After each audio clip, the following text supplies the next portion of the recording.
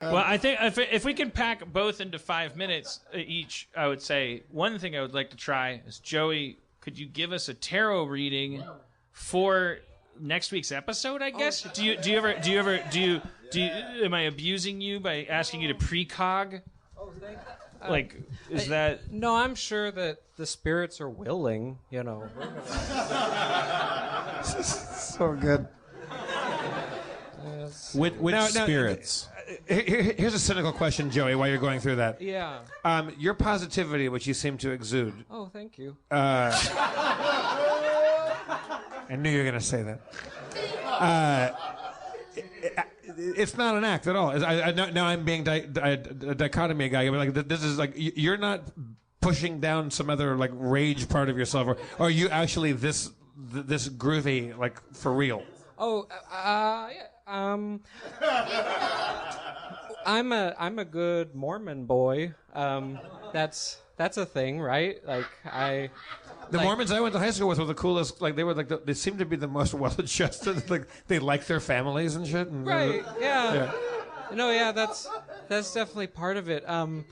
And but no, there were a couple weird ones though. Yeah. Well, no, definitely there are the weird ones.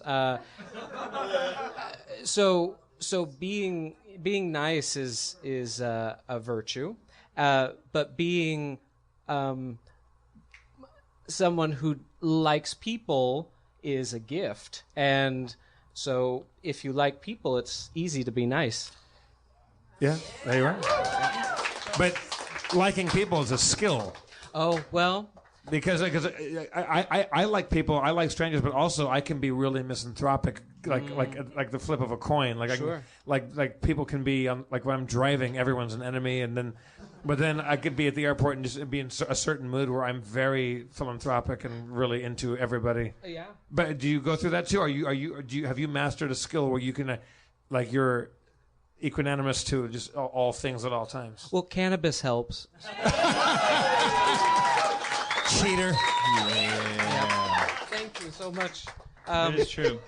So I've never been. I want you to have a podcast because your voice is soothing as fuck. Thank you. No, we have the pulpit. It's just something we're doing in Utah. We've had like 20 episodes, and we're so excited to have Ershine Jane on this Wednesday. Yeah. So we get into all kinds of fun little esoteric things that may inadvertently put people to sleep, but we would encourage anybody to just keep a dream journal about what they dream about after they listen to the podcast, because we need as many insights as possible, because we're trying to predict the end of the world, and hence the tarot. And I don't really have a trained use of these cards, but good. Yeah, that's the last thing we would have wanted. That just gets in the way of the spirits. Right. Yeah, no.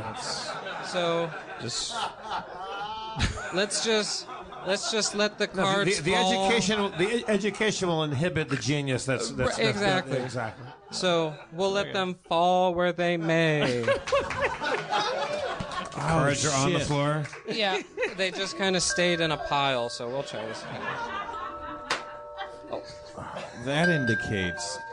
Well, I'll let you. See, now, if you hadn't told me, I would have thought you had studied this your whole life. Thank you. Yeah, Queen of Cups. Like a magician. So, and you had asked me earlier about the creator of Hint Water, and once again, that's Kara Golden. Yes. So, the card that came up is Queen of Cups, so compliment nice. to your card. And I'm gonna get that hint water fortune. That's right. So you're probably going to mention hint water again, is what the cards are saying. That's what I'm getting. Oh, really? Yes, and it looks like the past life of Kara Golden is Pamela Goldman Smith, the creator of the tarot deck, because I think I forgot to take this card out of the pile.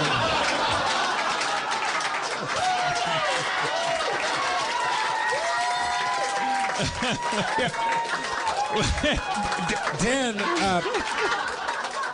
Your card is Joker. My card is Hoyle's Rules of Poker.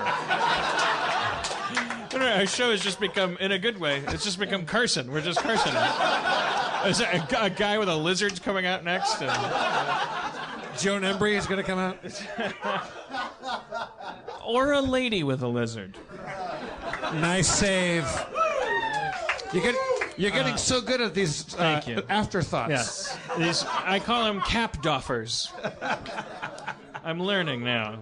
Our president's going to be a space lady, and I'm gonna add, or maybe it's a lady to the end of every expression I use.